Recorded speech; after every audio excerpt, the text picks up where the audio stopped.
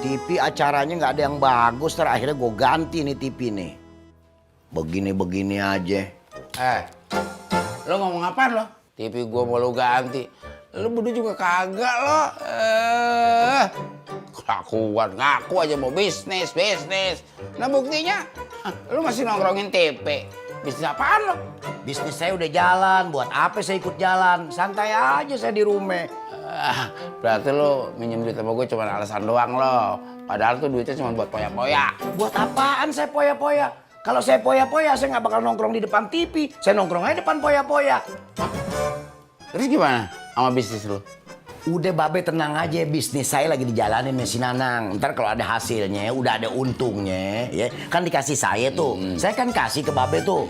Urusan saya sama Babe kan kelar tuh. Modal saya sama Nanang kan masih ada tetap tuh. Ya nggak? Duit saya tuh. Iya. Ayolah lo. Percaya kan sama saya kan? Kagak percaya. Jujur amat kalau ngomong. Lah iyalah. Bi, duit 10 juta itu kagak kecil. Kalau lu sampai macam-macam, gua kepret. Ingat asam urat. Tulang udah pada lembek, pakai main silat lagi. Bi. Apaan? Tangan gua kagak balik ini. Ini kaku. Nggak balik lagi? Iya. Umumin di musola, ntar gua balik.